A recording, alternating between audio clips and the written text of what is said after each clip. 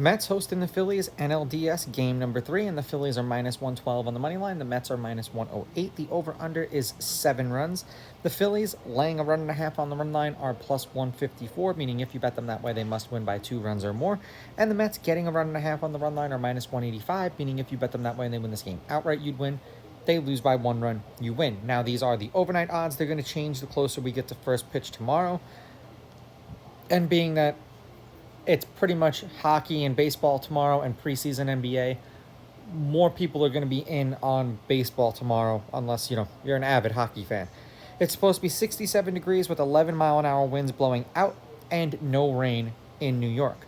Now, of course, with these being division rivals, the pitchers have pitched against the opposing team.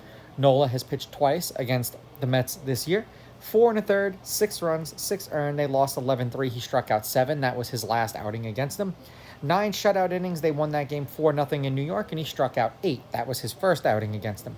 Manaea pitched 3 times against the Phillies this year, or his last 3 starts. 7 innings, 3 runs, 3 earned. They won 6-3. He struck out 6. 3 2/3, 6 runs, 6 earned. They lost 7-2. He struck out 3. 6 innings, 1 run, 1 earned. They lost 5-4. He struck out 6. It seems like every time he pitched against the Phillies, he was home. Head-to-head, the Mets are 6-4. The home team 6-4. The favorite is 6-4 on the money line. The underdog getting a run and a half on the run line. You guessed it, 6-4.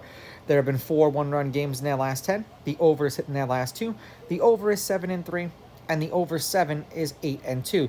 And we saw how diabolical the Phillies bullpen was the other night when I believe it was Wheeler went 7 1/3, gave up no runs, and then the Phillies bullpen gave up 6 runs in 2 innings. Shit happens. For Nola, in his last 5 starts, the Phillies are 2-3. They've won his last 2. The over is 3-1-1. 3 games went over, 1 game went under, 1 game pushed. 5 1/3 innings pitched, 6.8 hits, 3.4 runs, 3.2 of which were earned, 7 strikeouts per game, 1.4 walks per game, 1.2 home runs per game. He did give up 1 in his last start. 97.2 pitches per game, 18.5 pitches per inning, and he hasn't pitched since September 29th. This is his first start since then. For the Mets, they're 3-2 in Manaea's last 5 starts. He did pitch in the playoffs. They've lost his last 2 starts, which coincidentally, I believe one could have clinched the playoff spot for the Mets, which he lost. And then the next one was a playoff game against the Brewers, which he also lost. 5 2/3 innings pitched, 4.6 hits, 2.6 runs, 2.4 of which were earned, 5 strikeouts, 1.4 walks, 0.8 home runs. He's given up home runs in 3 consecutive starts, 92 pitches per game, and 16.6 pitches per inning. And I'm not saying that he pitched terribly. The last start against the Brewers, 2 earned runs. It was the start before that essentially could have gotten the Mets into the playoffs, and yeah, he choked in that game. The Phillies are 4-6 in their last 10, 2-2 in their last 4. The over is 8-1-1, and the over has hit in the Phillies' last 7 games that they've played.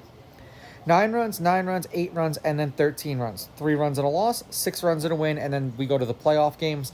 2 runs and a loss, and then 7 runs in a win. For the Mets, they're 5-5 in their last 10.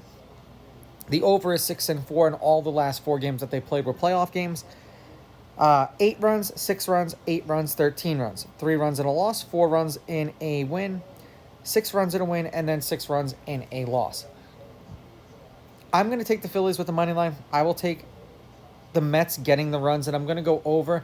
These teams play each other close, and we don't know what the hell is going to happen with the bullpens. These are just my picks. If you disagree, please go with your gut, and please bet responsibly.